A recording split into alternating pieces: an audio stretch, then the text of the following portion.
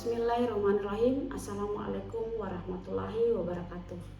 Perkenalkan, nama saya Elvino Vitasari, SPD MPD dengan NIDN 0010119101, dosen pada program studi Pendidikan Teknologi Pertanian, jurusan Teknologi Pertanian, Fakultas Teknik Universitas Negeri Makassar. Pada kesempatan ini, saya akan menyampaikan pengantar mengenai mata kuliah evaluasi pembelajaran yang saya ampuh dengan bobot 2 SKS.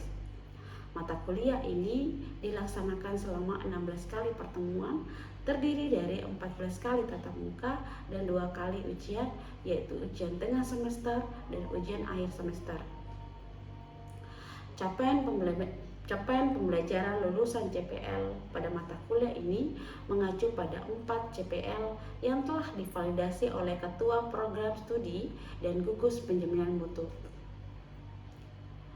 Capaian pembelajaran mata kuliah atau CPMK yang pertama memahami konsep dasar, tujuan dan fungsi pengukuran, penilaian serta evaluasi hasil belajar. Yang kedua, memahami prinsip-prinsip dan acuan penilaian serta aspek-aspek hasil belajar yang perlu diukur.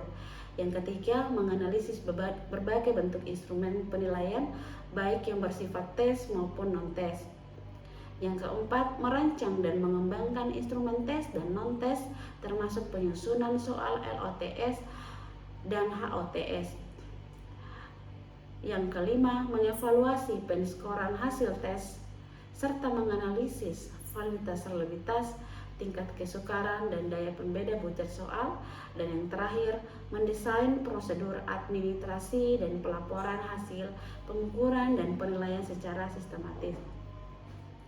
Adapun deskripsi mata kuliah evaluasi pembelajaran memberikan pemahaman komprehensif mengenai konsep dasar, tujuan dan fungsi dari pengukuran, penilaian serta evaluasi hasil belajar. Materi dalam mata kuliah ini mengacu prinsip-prinsip dan acuan penilaian, aspek-aspek hasil belajar yang perlu diukur, serta berbagai bentuk instrumen penilaian, baik tes maupun non-tes. Mahasiswa dibekali kemampuan untuk merancang dan mengembangkan instrumen penilaian, termasuk soal LOTS dan HOTS, melakukan penskoran, serta menganalisis validitas dan relevansitas instrumen. Selanjutnya, mahasiswa juga akan mengevaluasi analisis tingkat kesukaran dan daya pembeda butir soal, serta menyusun prosedur administrasi dan pelaporan hasil penskoran dan penilaian secara sistematis. Adapun materi pokok yang pertama adalah konsep dasar evaluasi penskoran dan penilaian. Yang kedua, prinsip dan acuan penilaian. Ketiga, aspek-aspek hasil belajar yang harus diukur. Yang keempat, instrumen tes dan non-tes. Yang kelima, penyusunan soal LOTS dan HOTS. Dan keenam, penskoran dan konversi nilai. Ketujuh, analisis validitas dan relevansitas instrumen. Kedelapan, analisis tingkat kesukaran dan daya pembeda. Dan yang terakhir, administrasi dan pelaporan hasil evaluasi. Adapun strategi pembelajaran yang saya gunakan yaitu delivery, interaction, assessment. Strategi yang pertama adalah delivery atau penyampaian materi. Materi disampaikan secara langsung dan interaktif di kelas. Rencana pembelajaran semester atau RPS dapat diakses melalui LMS sama Oke. Media yang saya gunakan dalam pembelajaran yaitu PowerPoint, video pembelajaran, modul ajar, jurnal ilmiah, dan e-book interaktif. Yang kedua, interaction atau interaksi pembelajaran. Saya menerapkan pendekatan student centered learning atau SCL untuk mendorong partisipasi aktif mahasiswa dalam proses pembelajaran. Beberapa metode yang saya gunakan dalam interaksi pembelajaran yaitu yang pertama, diskusi kelas dengan topik-topik isu aktual yang dipresentasikan oleh mahasiswa. Kemudian yang kedua, studi kasus untuk melatih kemampuan analisis dan pengambilan keputusan. Dan yang terakhir adalah project based learning yang menekankan kolaborasi, kreativitas serta menerapkan konsep secara nyata dalam bentuk proyek. Dan yang terakhir adalah assessment atau penilaian. Jadi penilaian yang saya lakukan itu secara objektif dan transparan, yang mana mencakup dua asesmen, asesmen formatif dan asesmen sumatif. Asesmen formatif itu melalui kuis, kemudian tugas, baik itu individu maupun kelompok, keaktifan dan proyek pembelajaran. Kemudian asesmen sumatif melalui pelaksanaan UTS dan UAS.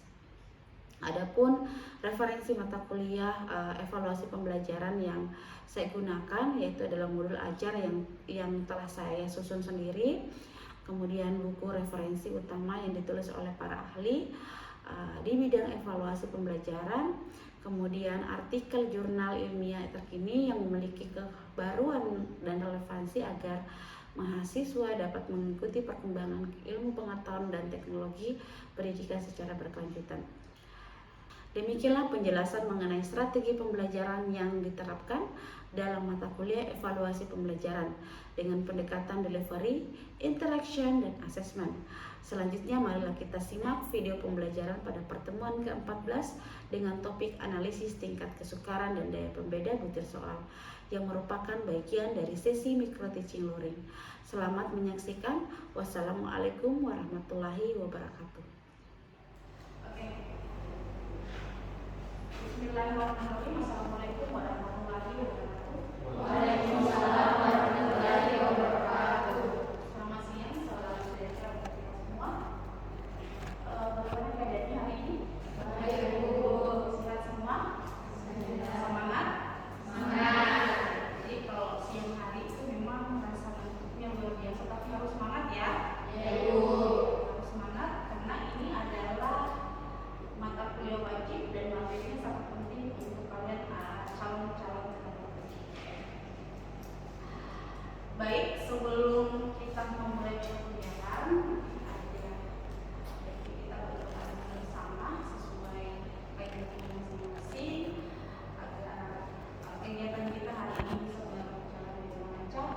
Apa yang kita harapkan, manfaat yang kita inginkan kita bisa dapat ya, pengetahuan, informasi itu kita bisa peroleh dengan mudah. Mungkin bisa Kakak Tingkat membantu. Baik, sebelum kita mulai pembelajaran, mari kita bersama-sama membaca doa sesuai dengan masing-masing. Berdoa dulu. Baik, terima kasih ya. Sebelum Ibu melangkah menyampaikan informasi atau materi kita hari ini, Ibu akan mengabsen terlebih dahulu, mengecek kehadiran kalian, siapa saja yang hadir di kelasnya Ibu. Dengar namanya ya. Ibu. Andi Sri Rahyuni Lilia. Ibu. Andi Alia. Ada, Bu. Andi Miftahul. Ada, Bu. Sheila. Ada, Bu. Siti. Ada, Bu. Nurnawati. Ada, Bu. Aslianti. Ada, Bu. Muhammad Rizki Febrianto. Risma Firdayati. Sri Yusuf Sisa. Ada yang belum Ibu panggil?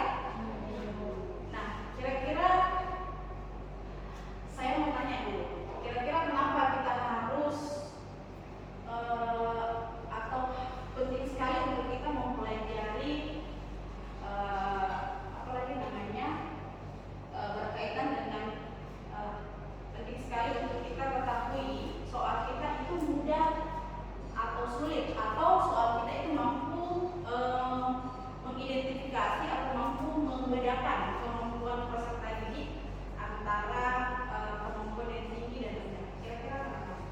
Kenapa kita perlu untuk membedakan ini? Ada yang bisa membantu Ibu? Oke, silakan Nak. Jadi karena untuk memastikan soal dapat memberikan kemampuan siswa secara adil atau akurat serta dapat membantu guru memperbaiki kualitas soal. Oke, baik. Beri aplaus untuk temannya. Jadi jawabannya cukup bagus ya. Jadi memang kita sangat penting untuk menganalisis soal sebelum kita mengimplementasikan. Gunanya apa? Seperti yang tadi disampaikan temannya, bahwa kalau kita merumuskan soal, mengembangkan isi model soal, kemudian kita analisis, kita akan memperoleh soal yang tepat sasaran, soal yang efektif, sehingga kita mampu membedakan oh yang mana ya siswa yang memiliki kemampuan tinggi, yang mana soal yang memiliki kemampuan rendah. Karena kalau misalnya soal yang tidak seimbang, misalnya mudah semua, misalnya ada 100 nomor soal, semuanya mudah, itu agak sulit kita untuk mengidentifikasi siapa yang pintar, siapa yang memahami materi, karena semuanya bisa meratakan. Karena di dalam kelas itu kan kita punya kemampuan berbeda-beda kan, ya, jadi makanya kita harus melakukan analisis soal. Paham sampai sini anak-anak? Oke. Ya. Tujuan pembelajaran kita hari ini ada 5 poin. Silakan anak-anak sekalian bisa melihat. Jadi poin pertama itu adalah mahasiswa memahami konsep tingkat kesukaan soal. Kemudian yang kedua, mahasiswa mampu menghitung indeks kesukaan soal. Ketiga, mahasiswa memahami konsep daya beda soal. Keempat, mahasiswa mampu menghitung indeks daya pembeda soal. Dan kelima, mahasiswa mampu menganalisis kualitas soal berdasarkan hasil perhitungan. Jadi nanti bukan hanya sekedar kita masukkan rumus, tapi nanti ketika sudah dianalisis, ada nanti hasil akhir itu kita akan interpretasikan. Kira-kira soal kita itu masuk kategori mudahkah, sedangkah, atau sulit. Nah, itu kita bisa lihat nanti di tabel di bawah. Nah, nanti kita lihat bersama di slide berikutnya. Nah, ini pengantar evaluasi, pengantar singkat ya, sebelum kita beralih ke materi selanjutnya.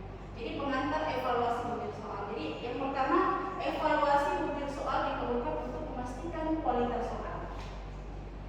Jadi kalau kita ingin memastikan kualitas soal itu bisa dijawab dengan baik oleh peserta didik, tentunya kita harus mencocokkan dulu nih terlebih dahulu. Kira-kira soal yang kita susun itu sudah sesuai dengan kompetensi atau tidak. Jadi jangan kita berharap siswa itu akan menjawab dengan baik kalau tidak sesuai dengan kompetensi dasarnya.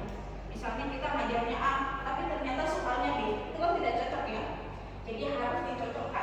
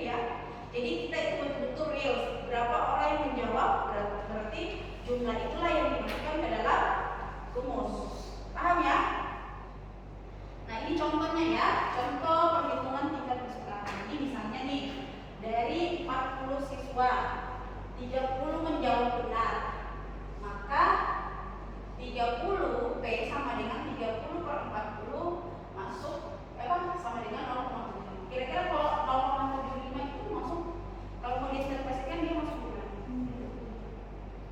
Masuk di mana? Siapa yang bisa menjawab? Jangan takut. 0,75. Silakan.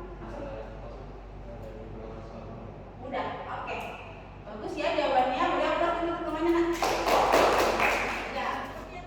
Kemudian pengertian daya pembeda. Daya pembeda menunjukkan kemampuan soal membedakan siswa yang pandai dan kurang pandai. Kemudian soal dengan daya pembeda tinggi menunjukkan kualitas tinggi. Kemudian simbolnya ID. Ya, ini sebenarnya sudah diungkapkan di awal bahwa memang antara kesukaran dengan daya pembeda ini menjadi aspek yang cukup penting untuk kita bisa membedakan kemampuan siswa kita di dalam kelas. Seperti itu ya. Yang mana yang memiliki kemampuan yang di atas atau pandai-pandai sedikit, pandai-pandai banyak ya, dengan kita memvariasikan. Nah, rumusnya ini ya. D, tadi kan simbolnya daya beda apa D kan? Jadi BA per DB per 0,5 kali N. Jadi sebenarnya ada rumus lagi nih. Ada juga rumus yang tidak menggunakan 0,5, tapi ini menggunakan 0,5. Gitu ya. Dan pembagian kelompok atas dan bawah itu biasanya juga apa lagi namanya? Ada yang diambil itu hanya 27%, ada juga yang 20%. Biasanya kalau 27% itu jumlah sampel yang agak banyak. Tapi kalau misalnya jumlah sampel misalnya dalam satu kelas hanya di bawah dari 30 orang, maka biasanya kita menggunakan 50%. Jadi langsung dibagi saja. Kalau 15 kelompok atas, 15 kelompok bawah. Tapi kalau jumlah sampelnya banyak, biasanya 27% saja dari total keseluruhan peserta didik. Itu ya yang diambil. Yang